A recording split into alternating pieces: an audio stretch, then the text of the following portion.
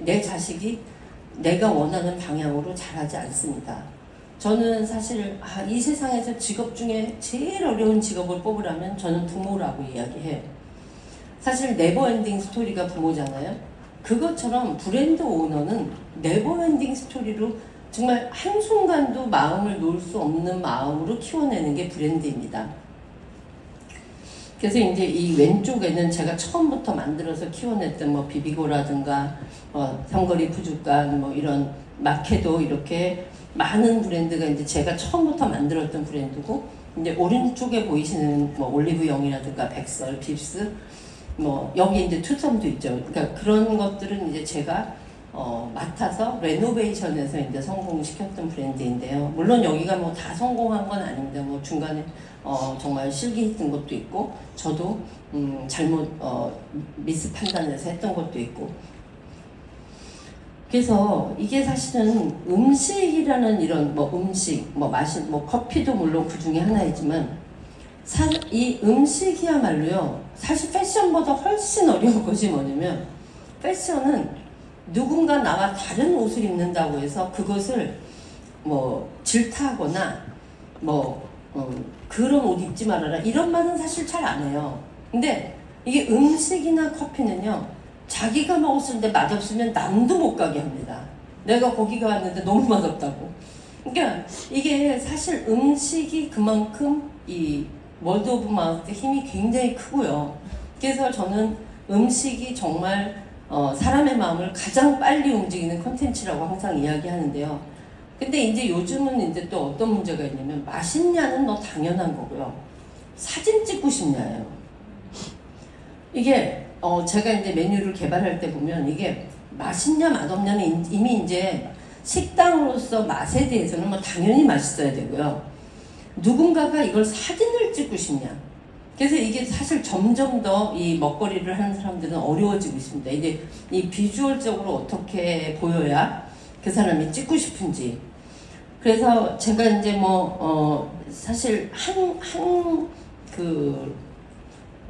하나 브랜드를 하나 설명해도 사실은 뭐 40분이 금방 뭐 1시간도 금방 가는데, 간단하게 말씀을 드리면, 사실 마케도라는 것을 제가 만들었을 때 가장 확장성을 넓게 두고 만들었던 브랜드예요. 사실은 제가 이제 과자 브랜드로 오리온과 결별하긴 했지만, 사실 마켓오라고 이름 지었던 건 지금 뭐 유기농 전문 뭐 SSG라든가 뭐 이렇게 좀 유기농 전문 슈퍼마켓까지. 저는 그 당시에 지금은 이제 앞으로 식자재가 대세인 세상에 올 거라고 생각했었거든요. 그게 이제 2000년대인데 제가 좀 다른 사람보다 그런 그 트렌드를 읽는 힘은 좀 빠르다고 느끼는데, 어쨌든 그 마켓오라는 것은 확장성을 갖고 만들었지만 어찌됐든 과자로서 끝냈던 브랜드고, 비비고는 제가 많은 쪽에서 이야기했지만 어쨌든 제가 이제 만두를 선택했던 건요, 많은 분들이 제가 왜 마케도에서 브라우니를 했느냐, 비비고에서 만두 했느냐 이런 이야기 많이 듣지만, 사실은요 그 비비고를 뭐 제가 뭐 누가 게시를 해서 뭐 하늘에서 떨어진 그런 게 아니고요, 제가 미국 시장에서 만든 브랜드예요, 비비고는. 그래서 많은 분들은 저희가 한국에서 시작한 줄 아는데 아닙니다. 비비고는 제가 미국에서 만들었던 브랜드인데, 미국 시장에서 그 당시에 제일 그 에이시안 푸드 중에 많이 팔리는 게 뭔가를 봤더니 링링이라는 만두였어요. 그래서 제가 이 시장이 있구나, 만두 시장이. 그런데 이제 그 링링이라는 만두는 여러분들 아시겠지만 그 평양냉면집에서 주는 삶지 않고 얼린 프로즌된 만두였어요.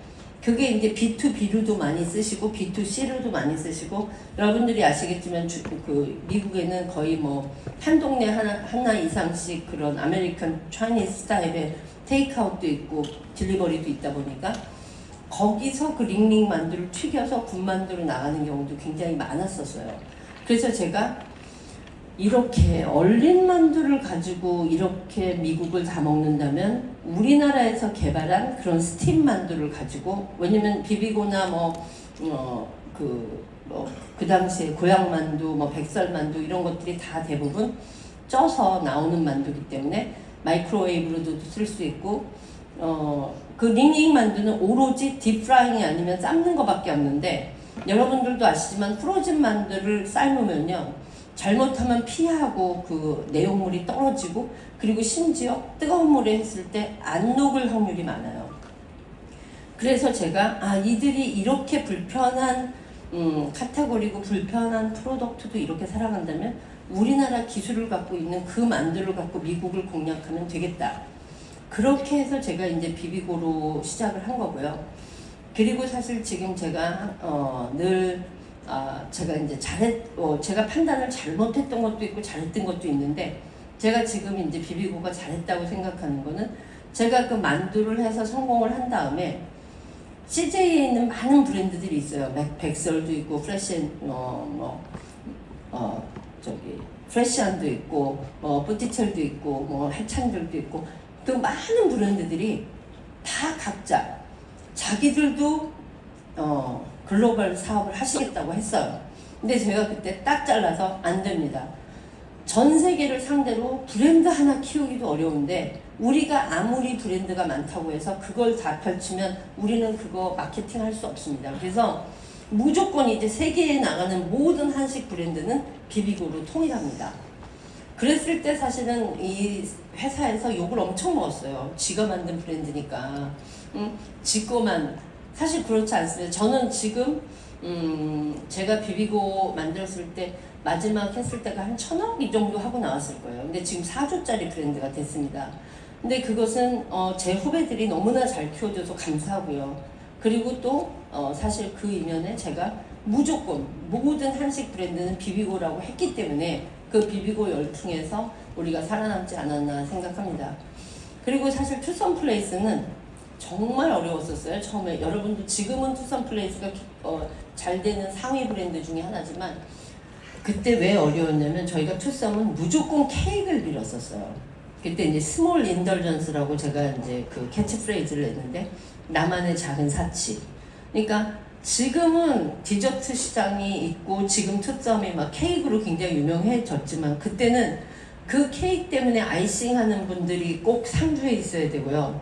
다른 그 커피숍보다 훨씬 코스트가 높은 거예요. 그래서 프랜차이즈 하시는 분들이 엄청 저희한테 컴플레인 했는데, 어찌됐든 지금은 저는 그래도 그걸 지켰기 때문에 오늘날 디저트 커피숍이 되지 않았나 생각을 합니다. 그래서 항상 모든 브랜드는 위기와 기회가 같이 옵니다. 그랬을 때 선택은 오너가, 리더가 해야 되는 거거든요. 그래서 저는 지금도 투썸이 그때 저희가 그래도 지속적으로 끌고 갔던 것은 케이크와 샌드위치를 끌고 간 것이, 사실 지금도 그 치킨 샌드위치가 제일 잘 팔리거든요. 그래서 그런 투썸, 그 다음 비비고, 이제 마케도에 대한 말씀 드렸고요. 시간이 없어서 이렇게 디테일한 거는 좀 지나가고, 그래서 저는 지금 많은 분들이 아실지 모르겠지만, 저는 올림픽을 되게 좋아해요. 사실은. 왜냐면 올림픽이 내 브랜드를 홍보하기에 굉장히 좋은 툴입니다. 우리가 런던 올림픽 때는 비비고를 오픈했었고요. 그리고 작년에 파리 올림픽 때는 저희가 삼거리 푸주간이 나가서 팝업 스토어를 했거든요. 그래서 우리나라 선수들도 같이 되게 즐거웠었고 재밌었고, 그리고 제가 이번에 이제 밀라노 올림픽 때는 제가 오히려 코리아 하우스 단장이 돼가지고 그게 이제 각 축전을 벌리는 거거든요. 전부들 이제 모든 사람들이 자기네 나라 하우스를 오픈해요. US 하우스, 코리아 하우스, 재팬 하우스 하는데, 이번 동계올림픽 코리아 하우스에서 제가 이제 한식을 선보일 예정입니다. 어떤 걸 할지 지금도 오늘 막 카톡 하다가 왔는데, 그래서 이제 미래형 F&B 브랜드의 비전은 도대체 어떻게 될 건가 이렇게 생각을 해보시면, 결국은 지금은 이제 브랜드는 사람들이 사용하거나 구매하거나 보다 내 철학과 그 브랜드의 철학이 같이 될 때 그 브랜드가 성공할 수 있는 확률이 높아졌습니다. 예전에는 사실은 제가 이제 이런 말씀을 많이 드는데, 이제 스카치 테이프, 그 스카치가 브랜드인데 이제 워낙 그 스카치 테이프가 유명하니까 우리가 다 스카치 테이프라고 부르거든요. 그리고 햇반을 보시면 오뚜기는 밥이고 우리는 햇반인데, 거의 모든 사람들이 다 햇반이라고 부릅니다. 그러니까 이게 카테고리냐 브랜드냐 이런 거에 대해서 사실 갈등이 굉장히 많아요. 그래서 어떻게 이제 브랜드로 할 것이냐인데 어쨌든 이거는 이제 카테고리가 상품으로 돼서 이것이 브랜드 이름까지 이어지냐 이런 고민을 해야 되는 거고요. 사실은 그것보다는 어쨌든 브랜드가 철학이 있는 브랜드에서 상품이 나오는 게 사실은 순서죠. 그러니까 뭐 버버리 코트도 있고 그 일례는 굉장히 많습니다. 그래서 이게 브랜드가 맛으로 기억하는 건 카테고리예요. 왜냐면 짬뽕이 너무 맛있다. 그건 짬뽕과 맛의 문제지 브랜드의 문제가 아니거든요. 나는 그곳에 가서 짬뽕을 먹었고 나는 그 브랜드에 가서 짬뽕을 먹었다. 이렇게 돼야 이제 브랜드 스토리가 되기 때문에 여러분들이 한번 이 말에 대해서 한번 고민을 해보시면은 많은 다른 또 솔루션이 생길 거라고 생각합니다. 그래서 어떻게 스토리텔링을 할 것이냐, 내 브랜드에 대한 철학을 소비자한테 어떻게 녹일 것이냐. 제가 처음에 그 CJ 갔을 때는 백설이 너무 늙고 백설이 너무 오래됐기 때문에 막 그 백설을 없애야 된다 막 이런 막 이야기들이 너무 많았었어요. 그래서 제가 제 3자 입장에서 보면 저는 그 안에 있지 않고 이제 새로 들어간 사람 입장에서 보면 2조 백자가 막 널려 있는데 이 사람들은 너무 익숙하다 보니까 막 여기다 김치도 담그고 뭐 이거를 막 쓰레기통으로도 쓰고 요강으로도 쓰고 막 이러는 거예요. 그러니까 제 얘기는 여러분들이 분명 여러분만의 무엇인가 스토리가 있습니다. 근데 남을 따라 하고 싶고 남을 보고 싶고 그리고 또 내 거보다는 남의 거 커 보이니까 자꾸 남을 바라보는 거예요. 그래서 여러분들이 지금 하고 있는 일, 그 다음에 여러분들이 하고 있는데 누군가 여러분을 좋아하는 사람, 분명히 그 좋아하는 장점이 있거든요. 그렇기 때문에 무엇인가를 바꿀 것부터 먼저 생각하지 마시고요. 여러분들 내부에 있는 지키고 싶은 게 무엇인가를 잘 관찰을 해보세요. 그러다 보면 스토리가 써질 수 있습니다. 그래서 각자는 각자 나름대로의 다 스토리가 있거든요. 그래서 저는 이제 오늘 여러분들한테 말씀드리고 싶은 건 여러분들의 철학을, 이게 뭐 철학이라 그러면 굉장히 어려운 일 같지만 아주 작은 사소한 일이라도 여러분의 스토리를 만들고 그 스토리가 이어져서 철학이 되고 그 철학이 여러분의 브랜드가 된다는 그런 말씀을 하고 싶고요. 그리고 브랜드라는 것은 다시 한번 말씀드리지만 사람의 생명체와 똑같다. 예방접종도 맞아야 되고 과외 공부도 시켜야 되고 그리고 때로는 장기 이식 수술까지 할 수 있는, 그리고 사실 브랜드가 암에도 걸려요. 근데 많은 분들이 아니 어떻게 무슨 브랜드가 암에 걸리냐 이렇게 생각하실 수 있지만 사실은 잘 나가던 브랜드도 내부에서 적이 생기고 내부들에서 싸움이 나면 사실은 그 내부에서 생기는 것이 바로 암세포로 발전할 수 있는 거거든요. 그래서 그런 것처럼 브랜드는 살아 숨쉬는 유기체고 또 살아있는 생명체처럼 또 내 자식처럼 그렇게 관리해야 된다는 거 잊지 마시고요. 그리고 여러분들이 대상으로 하는 소비자는 너무나 똑똑합니다, 이제는. 그래서 정말 여러분들이 많은 고민을 하고 또 아주 예민하게, 그리고 트렌드라는 것은 이 모든 세상에서 일어나는 모든 움직임, 모든 브랜드 이런 것에 대해서 정말 처절하게 고민하고 그리고 열심히 스터디해야 된다는 것을 끝으로 말씀드립니다. 오늘 여기까지 하겠습니다. 감사합니다. 조금 빨리 봐야 되고, 근데 그것이 사실은 그것만 쫓아가서 되는 게 아니라 그런 뒤에는 반드시 철학이 있습니다. 이 사회가 왜 움직이는지, 왜 패션이 이렇게 변화하고 있는지 이런 것들을 같이 읽으면서 뛰어다니셔야지 그냥 쫓아만 다니면 결국은 팔로우밖에 안 되거든요. 그래서 트렌드는 사실은 처음에는 점처럼 일어납니다. 그리고 그것이 모여서 선이 되고 그것이 이제 육면체가 될 때, 근데 사업을 점으로 시작할 때 시작해도 그건 너무 빨라서 실패하고요. 선 정도 됐을 때 그걸 따라해야 그게 성공을 하는데 선인지 점인지 그것을 발견하는 것도 실력입니다. 네, 이게 지킬 만한 가치가 있는 것인지 없는 것인지 어떻게 판단하시는지. 그게 이제 사업적으로 볼 때는요. 그럼에도 불구하고 그래프가 올라가고 있는지 아니면 어떻게 그냥 정지된 선으로 가다가 떨어질 기미가 보이는지, 사실은 솔직히 말하면 인간관계가 아닌 이상 사업은 숫자로 얘기해야 됩니다. 숫자가 늘지 않거나 숫자의 움직임이 없다면 지킬 가치가 없는 거예요. 그래서 그거를 사실은 인정하는 게, 그래서 저는 많이 이야기하는데 뭐냐면, 좋아하는 거는 사 드세요. 자기가 좋아하는 걸 팔으려고 하지 마세요. 남이 좋아하는 걸 팔으셔야 됩니다. 내가 좋아하는 걸 파는 건 굉장히 어려운 일이에요. 좀 오래가는 브랜드를 만들려고 함에도 불구하고 좀 되게 그 시대적인 트렌드를 파악하는 게 많이 중요할지 좀 그런 부분에 대해서 한번 조언해 주실 수 있을까요? 당연히 중요합니다. 왜냐면 코카콜라가 안 변하고 있는 것 같지만 조금씩 계속 변해왔어요.